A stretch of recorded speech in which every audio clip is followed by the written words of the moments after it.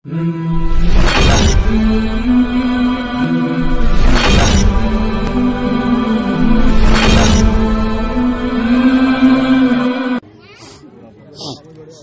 لله وحده والصلاة والسلام على من لا نبي بعده وعلى آله وأصحابه الذين أوفوا عهده الذين هم مفاتيح الرحمة ومصابيح الغرر. أما بعد فأعوذ بالله من الشيطان الرجيم. بسم الله الرحمن الرحيم.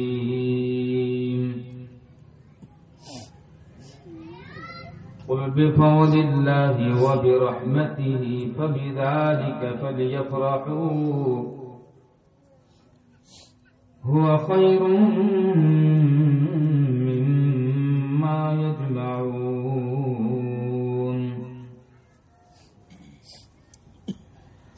آمنت بالله صدق الله العلي العظيم. اللهم صل على سيدنا محمد وعلى آل سيدنا محمد وبارك وسلم. ہمارے عزیز کرم فرما جناب مولوی نعیم صاحب مظاہری، جناب حافظ جسیم اطہر صاحب، مفتی کلام صاحب اور بہت بڑی تعداد علماء اور حفاظ کرام کی ہے.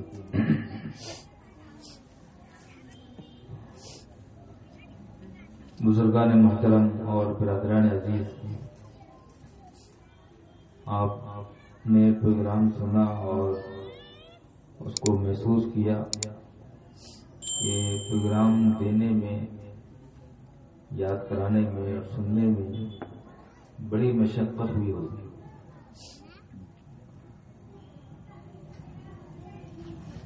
بہت سر کھپایا گیا ہوگا، کئی دن تک پروگرام لکھنے میں لگے ہوں گے، پھر پروگرام سننے کے لیے مستقل اپنے تمام کام کاج سے صرف نظر کر کے اپنے آپ کو خالص مدرسے کے مکتب کے بچوں کے لیے وقف کرنا پڑا ہوگا. تب جا کر بچوں میں وہ ہمت، وہ حوصلہ اور وہ ڈیرنگ آئی کہ بچوں نے یہاں پر اتنا طویل، اتنا لمبا پروگرام پیش کیا. چھوٹے چھوٹے بچے بھی بڑا بڑا پروگرام پیش کر رہے تھے. عبد الماجد دریابادی نے ایک مدرسہ بہت اندر میں دیکھ کر کہا تھا کہ جنگل ہے لیکن منگل ہے. بچے چھوٹے تھے لیکن ان کا کام بڑا تھا.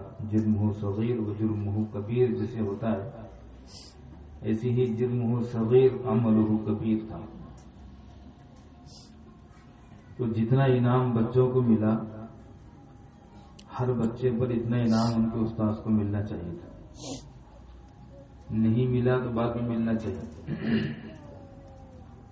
ہو سکتا وہ انعام کے طالب نہ ہو،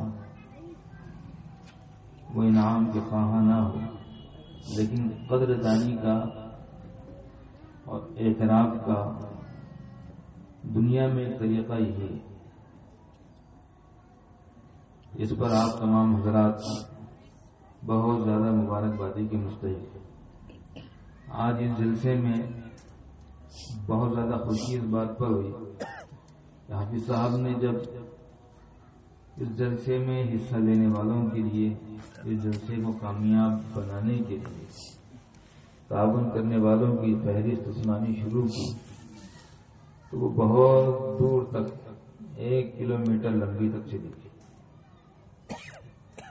کافی دیر تک آپ لوگ سب فہرست سنتے رہے. یہ کسی علاقے کے لیے بڑی خوشی کی بات ہے اور رشک کی بھی بات ہے، اور مستقبل کے لیے امید ہونے کی ایک رمق ہے، کرن ہے. قرآن کریم پر جو پیسہ صرف کیا جاتا ہے تو اس سے بہار آتی ہے۔ حدیث کے بارے میں آپ صلی اللہ علیہ وسلم نے فرمایا نظر اللہ امرأ سمع مقالتی، اللہ اس کو سرسبز رکھے، شاداب رکھے، جس نے میری حدیث سنی اور اس نے آگے پہنچایا۔ اس کے ذیل میں شارحین حدیث اور محدثین یہ فرماتے ہیں کہ محدث کی کمر ٹیڑھی نہیں ہوتی۔ جو محدث ہوتا ہے وہ رکوع میں جھک کر نہیں چلتا۔ ہم نے عقل گوا کے شیخ الحدیث حضرت مولانا سلیمان شمسی کو بھی دیکھیں اور شیخ یونس جونپوری رحمۃ اللہ علیہ کو بھی دیکھیں اور دارالعلوم دیوبند کے اور بعض محدثین جو بڑی عمر میں پہنچ چکے تھے ان کو بھی دیکھیں، اور بار بار اس پر نظر رکھتے ہیں کہ کوئی محدث نظر آئے جو بوڑھا ہو۔ ہمیں تو یقین ہے، مشاہدے کے لیے، بتانے کے لیے ہم اس طرح کے ثبوت اکٹھے کرتے ہیں۔ محدث کی کمر ٹیڑھی نہیں ہوتی، وہ جھک کے نہیں چلتا، وہ رکوع میں نہیں جاتا۔ یہ محدث کا انعام ہے۔ محدث کا انعام یہ ہے تو پھر قاری کا، حافظ کا، قرآن پڑھنے والے کا انعام کیا؟ قرآن کثرت سے پڑھنے والے کا، بہت زیادہ تلاوت کا اہتمام کرنے والے کا انعام یہ ہے کہ جو قرآن کثرت سے پڑھتا ہے وہ غریب نہیں ہوتا، قرآن پڑھنے والا مالدار ہوتا۔ لیکن شرط ہے کہ قرآن کے لیے محنت کی جائے، جیسے حدیث کے لیے لوگوں نے محنت کی ہے، ایسے قرآن کے لیے محنت کی جائے۔ حضرت عبداللہ بن مسعود رضی اللہ عنہ کوفہ میں تھے، وہاں سے گزر رہے تھے، انہوں نے ایک شخص کو دیکھا کہ وہ بڑی اچھی آواز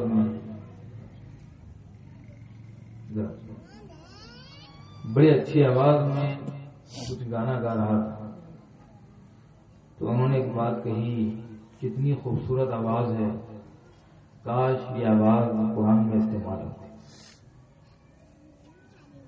جو آوازیں آج قوالی میں، گانوں میں استعمال ہو رہی ہے، کاش یہ آواز اللہ کے کلام کے لیے استعمال ہو۔ اس لیے کہ اللہ نے ہمیں جو دولت دی ہے وہ اللہ کے اور اس کے نبی کے نام پر خرچ کرنے کے لیے دی ہے۔ جو صلاحیتیں، جو استعدادیں اللہ نے عطا کی ہے وہ دین پر لگانے کے لیے عطا کی۔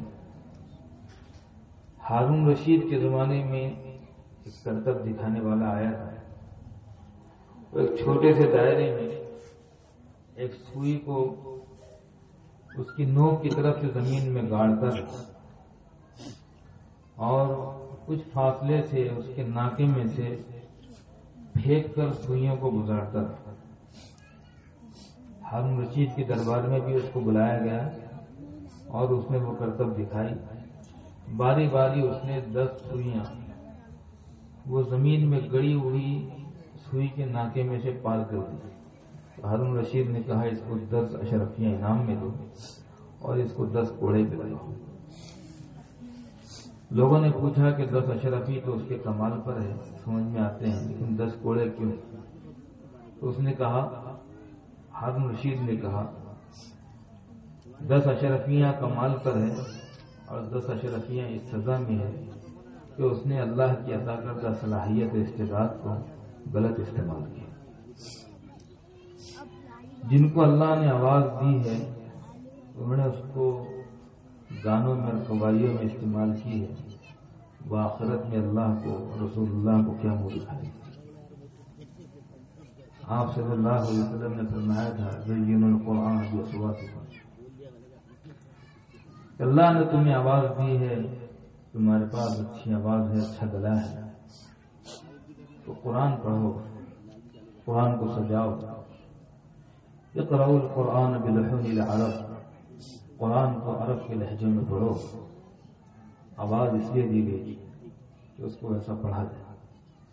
عبداللہ بن مسعود رضی اللہ عنہ گزر رہے تھے، انہوں نے دیکھا کہ کیا پیاری آواز ہے، اتنی اچھی سریلی آواز ہے، تو ایک چوٹ ان کو لگی، ان کا دل دکھا، ان کی آنکھ میں آنسو آ گئے، انہیں احساس ہوا اور انہوں نے کہا کیا پیاری آواز ہے، کاش یہ آواز قرآن میں استعمال ہوتی، وہ اس آواز کو قرآن میں استعمال کرتا، سچے دل سے نکلی تھی، اس کے کانوں تک پہنچ گئی، وہ گانے بجانے میں لگا مصروف تھا، لیکن وہ سہم گیا، رک گیا، اور اس نے پوچھا وہ کون تھے جنہوں نے یہ بات کہی؟ تو بتایا گیا رسول اللہ صلی اللہ علیہ وسلم کے صحابی تھے عبداللہ بن مسعود، انہوں نے تمہارے بارے میں یہ کہا ہے کہ اتنی اچھی آواز کو قرآن میں استعمال کرنا چاہیے۔ اس نے اسی وقت اپنی موسیقی کے آلات، گانے بجانے کے سامان وہیں پھینکے یا توڑے یا رکھ دیے اور وہاں سے نکلا اور پھر اپنی آواز کو قرآن میں استعمال کیا، بہترین قرآن پڑھا۔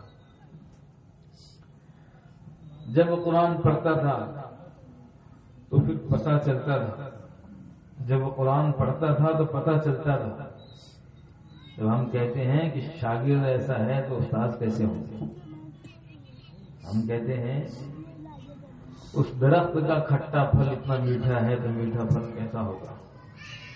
جب قرآن پڑھتا تھا اور لوگ سنتے تھے تو سر ڈھونڈتے تھے اور کہتے تھے جس پاک پروردگار کا کلام اتنا حسین ہے وہ پاک پروردگار کتنا حسین ہے، جن کا کلام اتنا اثر انگیز ہے، وجد آمیز ہے، رقت آمیز ہے، وہ شخصیت کیسی رقت آمیز، کیسی جاذب نظر، کیسی پرکشش ہوگی جس پر یہ قرآن نازل ہوا۔ لوگ سوچتے تھے جناب انور السادات کی بات ہے، مصر کے صدر تھے، جب انہوں نے قاضی عبدالباسط سے کہا کہ فرانس چلنا ہے اور وہاں قرآن سنانا ہے، انہوں نے قرآن سنایا۔ قاضی عبدالباسط ڈوب کر قرآن پڑھتے تھے اور روزانہ کے قرآن پڑھتے تھے۔ ان کی بیوی ان سے کہتی تھی کہ جب بھی بات کرنا چاہتی، کچھ پوچھنا چاہتی، کہنا چاہتی تو وہ سر ہلا کر بتا دیا کرتے تھے، ہاں کا اشارہ، نہ کا اشارہ سر سے کر دیا کرتے تھے، زبان سے بات نہیں کرتے تھے، اس لیے کہ قرآن شروع رہتا تھا، روز کا قرآن پڑھتے تھے۔ بیوی کہتی تھی کہ جب آؤ تو جب مصروف ہی رہتے ہیں۔ قاضی عبدالباسط رحمۃ اللہ علیہ ڈوب کر قرآن پڑھنے والا آدمی تھا، انہوں نے انور السادات نے کہہ دیا تھا کہ قاری صاحب اس نے طنز کیا ہے اور یہ کہا ہے کہ اس زمانے میں اس زمانے کی بات کرتے ہو، اس کو بتانا ہے کہ زمانہ چاہے چاند پر چلا جائے قرآن سمجھا نہیں جا سکتا ہے، زمانہ چاہے سمندر کے تہوں میں چلا جائے قرآن کے جیسے موتی نہیں سما سکتا ہے۔ قاری صاحب ان کو بتانا ہے قرآن اللہ کا کلام ہے، قرآن اللہ کا کلام ہے، اس کو اللہ کی ذات سے جدا نہیں کیا جا سکتا ہے۔ قرآن کی جب وحی آتی تھی تو یأتینی مثل سلسلۃ الجرس، بخاری شریف کے الفاظ ہیں، جیسے گھنٹی کی آواز آتی ہے کہ ایک سمت محسوس نہیں ہوتی ہے، ہر سمت سے لگتا ہے کہ ادھر سے بج رہی ہے، ادھر سے آواز آ رہی ہے، ادھر سے آواز آ رہی ہے، انسان چونکتا ہے اور دیکھتا ہے گھنٹی کدھر سے بج رہی، گھنٹی کدھر سے بج رہی۔ تو شارحین نے اس کی تشریح کرتے ہوئے بتائی کہ وہ ہر سمت سے اس لیے آتی تھی کہ وہ اللہ کا کلام ہے، اللہ کے کلام کو جدا نہیں کیا جا سکتا ہے۔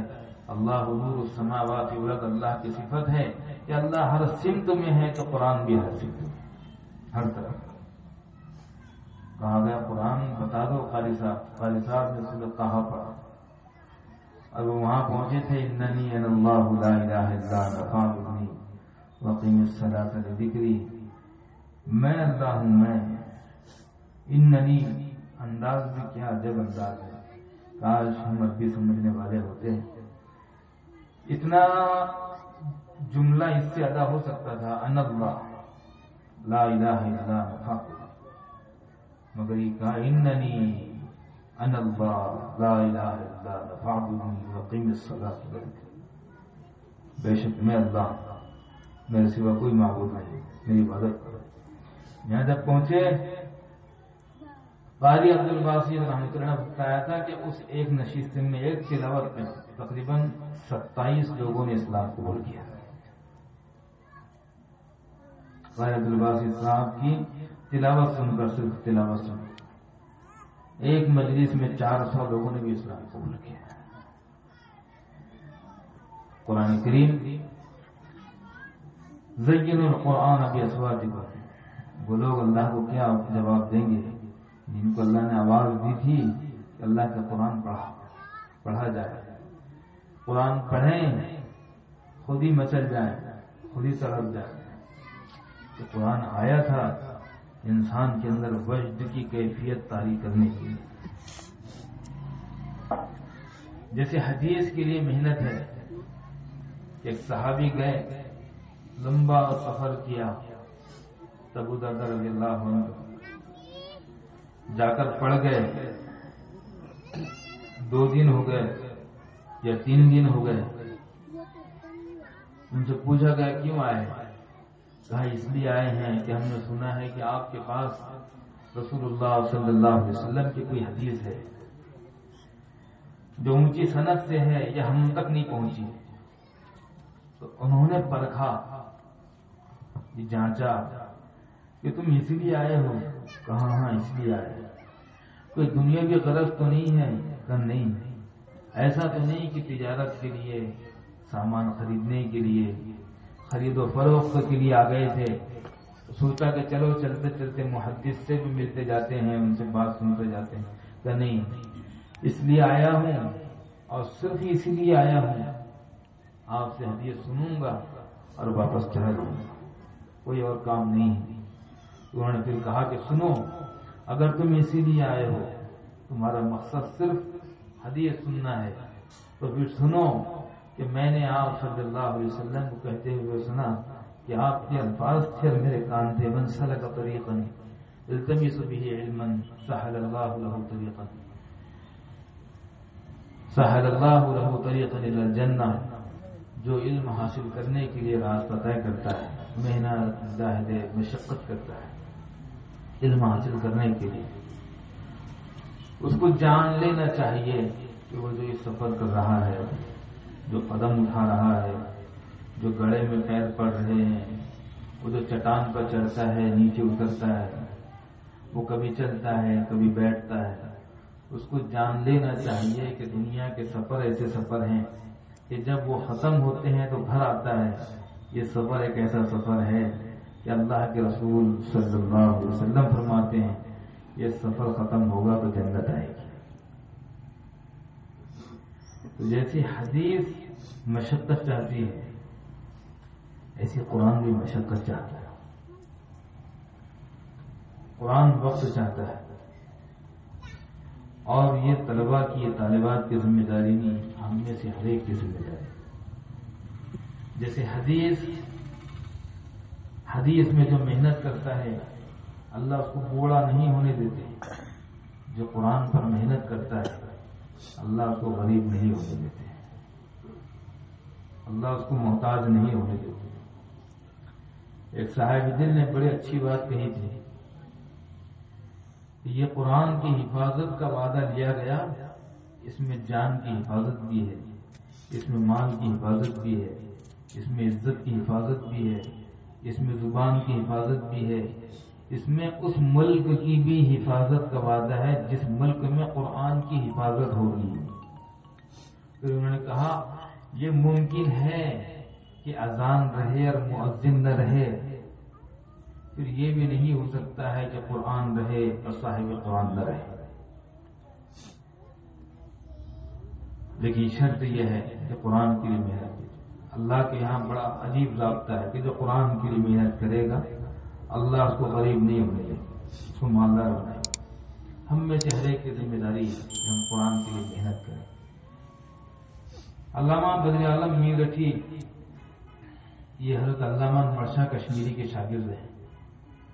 مدینہ پاک میں ہجرت کر لی تھی اس غرض سے کہ مدینے میں جنت البقیع کے پیبند بن جائیں, وہیں دفن ہو جائیں. ہجرت کر لی تھی اور جنت البقیع میں 6 مہینے کے فاصلے سے, وقفے سے, یا کبھی سال کے وقفے سے قبر کھودی جاتی ہے, اور اگر اس میں کچھ تغیر و تبدیلی ہو گئی تو دوسری لاش رکھ دی جاتی ہے. ان کی قبر کو کھودا گیا اور 6 مہینے کے وقفے سے 3 بار کھودا گیا. لیکن حیرت رہی اس بات پر کہ جب بھی کھودا گیا تو دیکھا گیا کہ لاش تو محفوظ ہے, کفن بھی محفوظ ہے, جو خوشبو لگائی گئی تھی وہ بھی محفوظ ہے. سب حیران رہ گئے, کیا بات ہے. پھر اس کے بعد حکومت کی طرف سے سختی لگا دی گئی تھی, اور اب تک بھی کہیں بھی نہیں, بعد میں شاید ہٹا دی گئی تھی. حکومت نے یہ بل پاس کر دیا تھا کہ اس قبر کو اب نہیں کھودا جائے گا, اس قبر میں کوئی اور دفن نہیں کیا جائے گا. ان کے بیٹے بھی وہیں رہتے ہیں. حضرت مولانا شاہ ابرار الحق صاحب رحمۃ اللہ علیہ کی موجودگی میں ان کے بیٹوں سے پوچھا گیا کہ حضرت آپ کے والد صاحب کا آخر عمل کیا تھا, آپ کے والد صاحب کا عمل بتائیے, ان کا عمل کیا تھا جس کی برکت سے ان کے ساتھ یہ معاملہ پیش آیا. اللہ کبھی کبھی دکھا دیتا. انہوں نے بتایا میرے والد صاحب کا عمل یہ تھا کہ میرے والد صاحب نے کبھی کسی حافظ قرآن کی طرف پیر نہیں پھیلایا. اس کی برکت سے اللہ نے ان کے ساتھ یہ احترام کا معاملہ کیا اور دنیا کو بھی دکھا دیا. جب حافظ قرآن کی طرف پیر نہ پھیلانے کی وجہ سے اتنا احترام ہوتا ہے تو جو خود قرآن کا احترام کرے گا, جو خود قرآن کی محنت کرے گا, جو قرآن کے لیے کچھ کرے گا, اپنا سرمایہ لٹائے گا, جو رات دن اپنا سر کھپائے گا, اس کے ساتھ اللہ کا کیا معاملہ ہوگا. اس کے لیے ایک بات سنیے. دمشق میں قبرستان, اس میں علماء, صوفیاء, اولیاء, مجاہدین دفن. وہ قبر کھودنے والے کے پاس ایک مرتبہ ایک عورت آئی. اس نے کہا کہ ہمارے یہاں میت ہو گئی ہے, قبر کھود دیجیے. اس نے قبر کھود دی. قبر کھودنے والا اب یہ قبرستان میں بیٹھا تھا جنازے کے انتظار میں. میت آ گئی, لیکن میت کے ساتھ زیادہ لوگ نہیں تھے, البتہ ایک عورت بھی تھی. جنازہ رکھا گیا. جو قبر کھودنے والا تھا وہ خود ہی قبر میں اترا. اس نے قبر صاف کی, میت کو قبر میں رکھا. ابھی وہ میت کو درست کر رہا ہوگا کہ اچانک دیکھنے والوں نے دیکھا کہ وہ نیچے گر گیا. لوگوں نے اس کو باہر نکالے, میت کو دفن کیا. تدفین سے فارغ ہوئے, اس کو پانی چھڑکا, وہ ہوش میں آیا تو اس سے پوچھا کہ بھائی کیوں, کیا ہوا؟ تو اس نے بتایا کچھ نہیں, میں میت کو اندر رکھتا تھا, صاف کرتا تھا کہ اچانک قبر کھل گئی اور کھلتے ہی وہ جنت کا باغ بن گئی. پھر اس کے بعد 2 عربی گھوڑوں پر 2 لوگ آئے. انہوں نے لاش کو گھوڑوں پر بٹھایا اور لے کر روانہ ہو گئے. پھر اس کے بعد میں بے ہوش ہو گیا. چند مہینے گزرے تھے, ایک عورت آئی. اس نے کہا ہمارے یہاں ایک میت ہو گئی, قبر کھود دیجیے. اس نے قبر کھود دی. میت کے انتظار میں قبرستان میں قبر پر بیٹھا تھا. میت آئی. میت کے ساتھ اس بار بھی زیادہ لوگ نہیں تھے اور عورت بھی پیچھے تھی. اس بار بھی وہ خود میت کے لیے قبر میں اترا. اس نے قبر صاف کی, درست کی, اور قبر کو درست کرتے ہوئے, میت کو رکھتے ہوئے پھر اچانک اس نے وہی منظر دیکھا. قبر پھر کھل گئی, پھر جنت کا باغ بن گئی. پھر 2 لوگ گھوڑے پر آئے اور قبر میں سے اس کو اٹھایا اور لے کر روانہ ہو گیا. عجیب بات ہے کہ یہ منظر صرف وہ دیکھ رہا تھا, دوسرے لوگ نہیں دیکھ رہے تھے, ان کو یہ منظر نظر نہیں آ رہا. لیکن اس بار وہ بے ہوش نہیں ہوا, ہوش میں رہا. جب وہ اوپر آیا تدفین سے فارغ ہوا تو پہلی مرتبہ بھی لوگوں نے اس کو یہ سمجھ کر کے خیالی پلاؤ ہے، وہم ہے، اس کو کچھ ہو گیا، اس کا دماغ جگہ پر نہیں، کچھ نے سنے تھے کچھ چھوڑ کر چلے گئے. اس بار بھی ایسی ہوا، لیکن اب اس کو جستجو تھی، تجسس تھا. وہ اس شخص کے پیچھے چلا جو میت کے ساتھ تھا، اس سے پوچھا یہ میت کس کی ہے؟ اس نے بتایا ہوگا کہ وہ عورت جو جا رہی ہے اس سے معلوم کرو، یہ اس کے گھر کا جنازہ ہے. اس عورت کے پیچھے گیا، اس کو پا لیا، اس سے پوچھا تم کون ہو؟ وہ غم کی ماری تھی، وہ کیا جواب دیتی؟ خاموش رہی. مجھ سے مت پوچھو. ارے بھائی کون ہو، کہاں سے آئی ہو؟ ارے کیوں پوچھتے ہو، ہم درد کے مارے ہیں، ایسے سہارے سے بے سہارے بیٹھے ہوئے. ارے ہم تم سے ستانے کے لیے نہیں پوچھتے ہیں، کچھ بات ہے بتاؤ تو صحیح. اس نے چھڑک دی ان کو، یہ ان کے پیچھے پڑ گئے اور پوچھا کہ بھائی ایک بات بتاؤ، یہ میت کون ہے؟ یہ میرا بیٹا ہے. اس سے پہلے بھی تم آئی تھی میرے پاس؟ تو اس نے کہا اس سے پہلے بھی ہمیں آئے. تو وہ اس سے پہلے جو میت کے ساتھ آپ آئی تھی، آپ ہی تھی؟ ہاں میں ہی تھی. اب وہ کون تھا؟ وہ میرا بیٹا تھا. اس نے پوچھا یہ بتاؤ کہ تمہارے ان دونوں بیٹوں کا عمل کیا تھا؟ میں نے ان کے ساتھ عجیب معاملہ دیکھا ہے. وہ چونکہ غم زدہ تھی، بیٹوں کی ماں تھی اور بیٹوں کی تدفین سے فارغ ہوئی تھی، اس لیے اس کا دل جانتا ہے، اس کی کیفیت جانتی ہے کہ کیا اس کا حال تھا. وہ بتانے سے قاصر تھی. اس نے بس یہ کہا بھائی جانے دو جانے دو، لیکن اس نے اصرار کیا اور کہا کہ میں نے یہ منظر دیکھا، اس لیے میں تحقیق چاہتا ہوں کہ آخر ان کا عمل کیا تھا. تو پھر اس نے بتایا میرا وہ جو پہلا بیٹا ہے وہ قرآن پڑھتا تھا، وہ علم حاصل کرتا تھا، مدرسہ پڑھتا تھا، اور میرا دوسرا بیٹا کمائی کر کے اس کے اخراجات اٹھاتا تھا. جن لوگوں نے مدرسے میں آج کسی نے 2500، کسی نے 2000، کسی نے 1500، کسی نے 1000، کسی نے 200، اسٹیج پہ بیٹھنے والوں نے بھی نوازا ہے، ان کے لیے بڑی سعادت کی بات کہ ہم نے قرآن کے لیے دیا ہے، یعنی اللہ کے نام پر دیا ہے، اللہ کے کلام کے لیے دیا ہے. یہ بڑی سعادت کی بات ہے. وہ عبد الرحمان اس کا نام تھا، حفار اس کا نام تھا، یا آگے کسی کا نام ہوا. وہ جو قبر کھودنے والا تھا اس نے پھر اپنا سامان پھینک دیا، اپنا پاوڑا، اپنا کدال سب پھینک دیا اور جا کر مدرسے میں داخلے کی گزارش کی. تو انہوں نے کہا تمہاری عمر 45 سال ہو رہی ہے، اس عمر میں کیا تم مدرسہ پڑھو؟ اس نے کہا نہیں مجھے پڑھنا ہے. انہوں نے انکار کیا تو اس نے اصرار کیا. انہوں نے جب انکار کیا تو پھر اتنی پوری یہ کہانی سنائی کہ میرے ساتھ یہ واقعہ پیش آیا. تو انہوں نے اس کو بڑے اہتمام سے داخلہ دیا. پھر اس کے بعد اس نے علم حاصل کیا. پھر اس کے بعد اس کے پورے خاندان نے علم ہی حاصل کیا. قرآن کے لیے جنہوں نے دیا ہے، قرآن کے لیے جنہوں نے محنتیں کی، قرآن کے لیے جنہوں نے سرمایہ لگایا ہے، ان کی بڑی سعادت کی بات ہے. لیکن شرط یہ ہے کہ محنت کی جائے، ایسی محنت کی جائے جیسے حدیث کے لیے محنت مطلوب ہے. جیسے حدیث کے لیے ابن شہاب زہری کہتے ہیں رحلت وانا امرد، میں نے جس وقت حدیث شریف کے سننے اور سیکھنے کے لیے اور حاصل کرنے کے لیے گھر سے پہلا قدم نکالا تو اس وقت میرے چہرے پر داڑھی کا ایک بال بھی نہیں تھا. ابن ابو حاتم رازی کہتے ہیں میرے چہرے پر داڑھی کا ایک بال بھی نہیں تھا.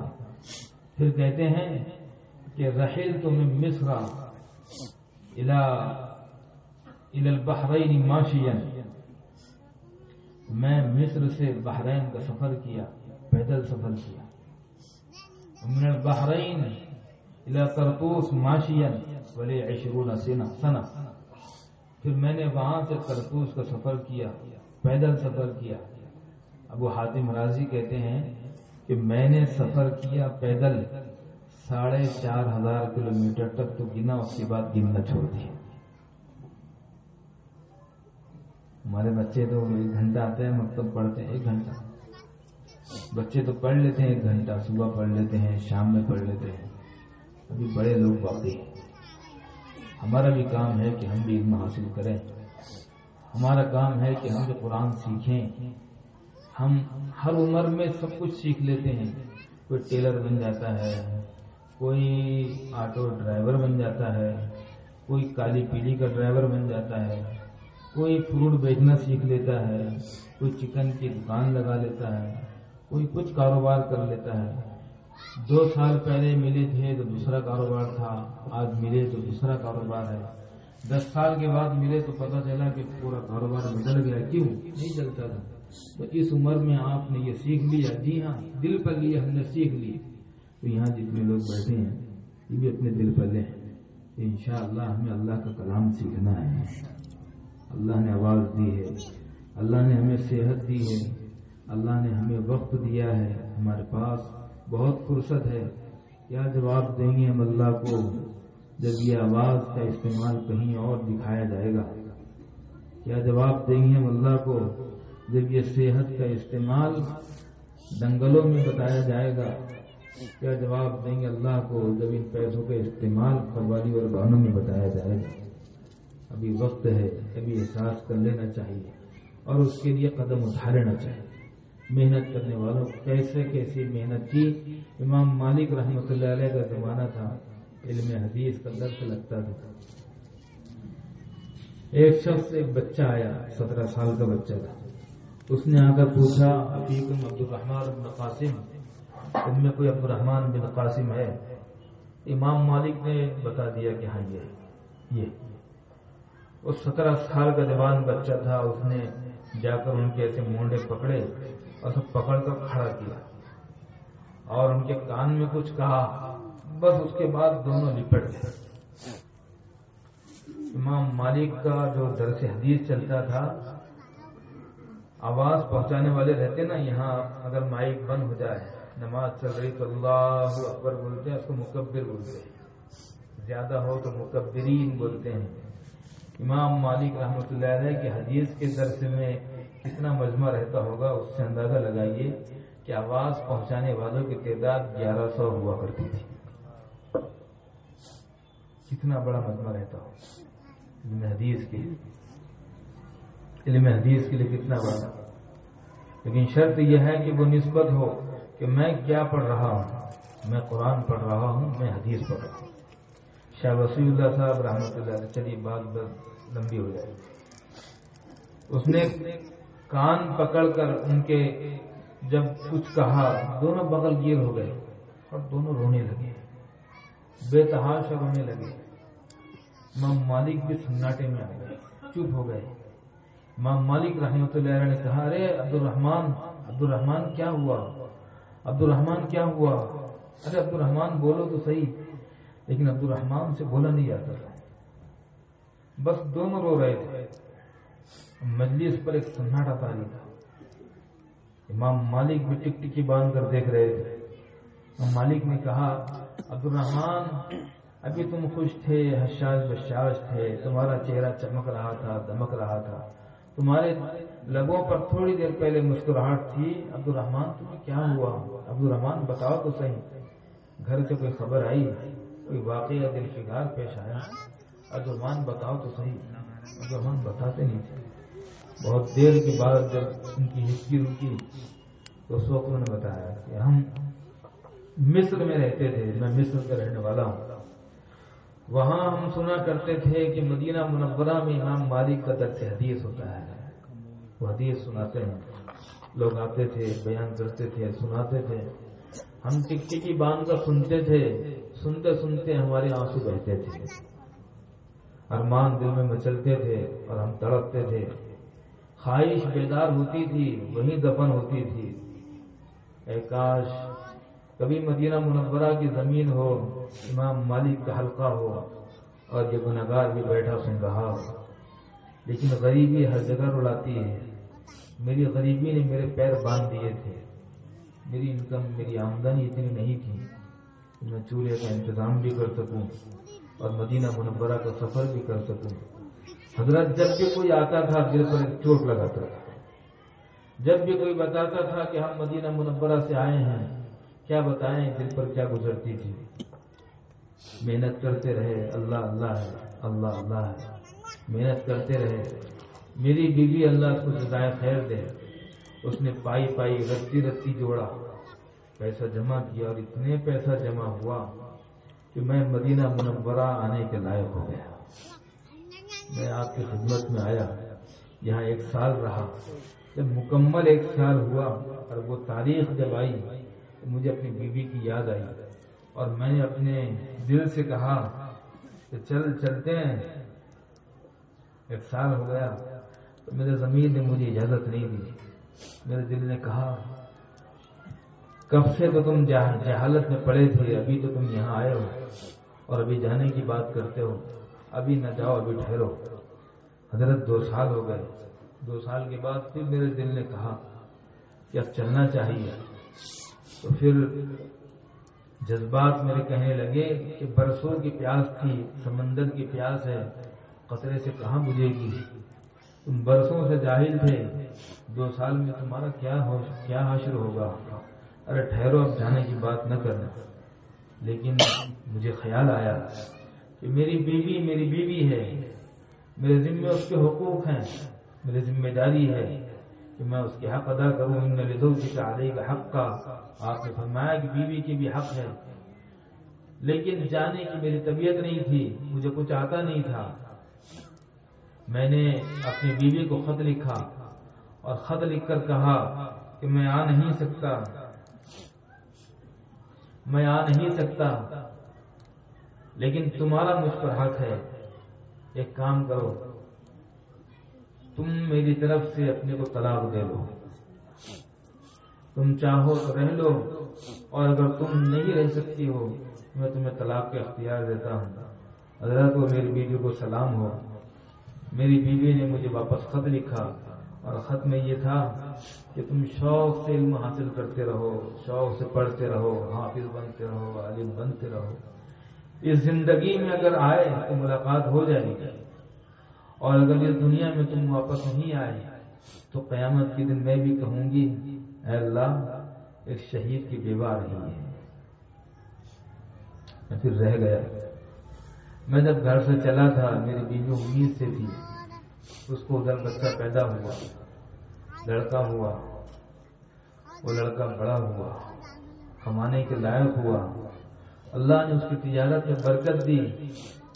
پھر اللہ نے اس کو صاحب نصاب، صاحب استطاعت بنایا. اس پر حج فرض ہوا تو اس کی والدہ نے کہا کہ بیٹا اب تم پر حج فرض ہو گیا، حج کرو. اور جب مکہ مکرمہ سے فارغ ہو جاؤ کعبۃ اللہ کا طواف کر لو، مدینہ منورہ کا رخ کر لینا.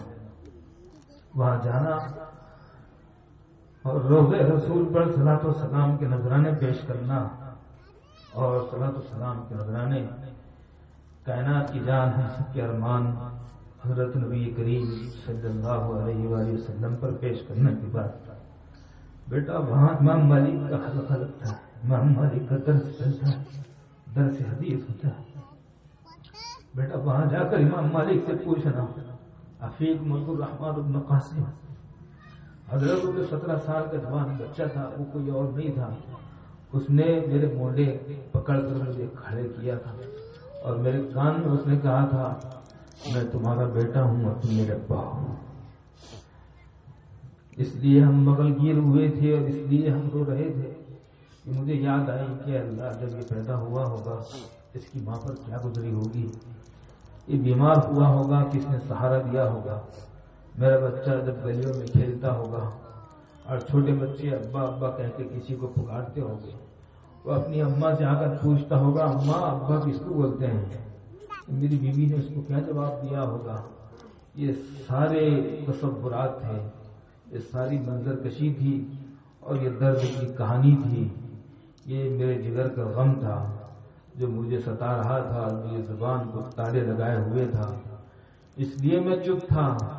جتنی دیر تک میں چپ تھا اور آپ اصرار کر رہے تھے، آپ کو تکلیف ہوئی، میں معافی چاہتا ہوں. بات کہنے کی یہ ہے کہ اس طرح علم حاصل کیا جاتا ہے، اتنی محنت کی جاتی ہے. اتنے جتن کیے جاتے ہیں، تقریر کرنا بہت آسان ہے، قرآن کا یاد کرنا اور صحیح کرنا بہت مشکل ہے۔ دنیا میں کسی پروفیسر کے لیے، دنیا میں کسی ڈاکٹر کے لیے، دنیا میں کسی سائنٹسٹ کے لیے، دنیا میں کسی کیپٹن کے لیے، دنیا میں کسی پائلٹ کے لیے، دنیا میں کسی سرجن کے لیے اللہ کا یہ اعلان نہیں ہے کہ وہ جس کے بارے میں کہہ دے گا اس کو جہنم سے بتا کر جنت میں بھیج دو، بھیج دیں گے۔ یہ اعلان صرف حافظ قرآن کے لیے، اس لیے کہ بہت بڑا مجاہدہ ہے، اس لیے کہ یہ بہت کٹھن چیز ہے۔ ہاں، ناظرہ پڑھنا بھی کچھ کم اہم نہیں۔ میرے بھائی، رمضان آ رہا ہے۔ ہمارے رمضان غیر آباد اس لیے ہیں، ایک بہت بڑی تعداد ہے جس کو قرآن کا پڑھنا تک نہیں آتا ہے، بہت بڑی تعداد۔ لیکن جن کو احساس ہو گیا کہ اللہ ہمیں قرآن کا پڑھنا نہیں آتا، اللہ ہمیں قرآن کا پڑھنا نہیں آتا، جن کو یہ احساس ہو گیا، ان کا یہ احساس قابل مبارکباد ہے، ان کا یہ احساس سینے سے لگانے کے لائق ہے، ان کا یہ احساس ان کو سروں پر بٹھانے کے لائق ہے۔ وہ وضو کریں اور قرآن پر انگلی پھیر کر کہیں، میرے پروردگار یہ بھی تیرا کلام ہے، میرے اللہ یہ بھی تیرا کلام ہے۔ وہ یہ کہتے رہیں۔ بہت لوگ ایسے گزرے ہیں جن کی زندگی ایسی گزری ہے، انہیں پڑھنا نہیں آتا تھا، ادھر قاری کی تلاوت کیسٹ میں بجتی تھی اور ان کی انگلی پھرتی تھی کہ اللہ مجھے پڑھنا تو نہیں آتا ہے، لیکن میں روزانہ اس طرح دو کیسٹ بجا کر انگلی دو پاروں پر پھیرتا رہوں گا۔ ان کا انتقال ہوا تو زبان پر قرآن کریم کی آیت جاری تھی۔ یہ اللہ کا نظام، ہمیں قرآن پڑھنا نہیں آتا ہے، اس لیے رمضان ہمارے غیر آباد ہے، اس لیے ہمارے رمضان ویران ہے۔ ہمارے گھروں میں قرآن پڑھنا نہیں آتا ہے، ہمارے بچوں کو نہیں آتا، خواتین کو نہیں آتا ہے، ہماری ماؤں کو قرآن پڑھنا نہیں آتا ہے۔ ایک مدت گزر گئی ہے، کسی عالم نے، کسی مفتی، کسی قاری، کسی علامۃ الدہر نے نہیں کہا تھا، وہ لاہور کا قلندر، اس نے کہا تھا اور چیخ کر کہا تھا اور سڑک پر کہا تھا اور 100 سال پہلے کہا تھا، تیری محفل بھی گئی چاہنے والے بھی گئے، تیری محفل بھی گئی چاہنے والے بھی گئے، شب کی آہیں بھی گئی صبح کے نالے بھی گئے۔ کاش اگر ہمیں قرآن پڑھنا آتا، ایک بار قرآن پڑھنے کا لطف لیتے تو پھر فجر کے وقت ہماری نیند نہ لگتی، پھر ہمارا بستر گرم نہ ہوگا۔ ہم طے کریں کہ ہماری زندگی ابھی ہمارے ہاتھ سے نکلی نہیں ہے، اس عمر میں بھی لوگوں نے بہت کچھ کیا ہے، بہت کچھ کیا ہے۔ ہم یہاں طے کریں کہ انشاءاللہ العزیز ہم اللہ کے کلام کو سیکھیں گے، سکھائیں گے اور اس پر اپنا سرمایہ لگائیں گے۔ اللہ مجھے بھی توفیق بخشے، آپ کو بھی سرفراز فرمائے اور اس رمضان کو ہمارے لیے مغفرت کا اور نجات کا مہینہ بنائے۔ وآخر دعوانا ان الحمدللہ رب العالمین۔ اس صاحب کے لیے 10,000 کا نظرانہ، جزاک اللہ۔ آئیے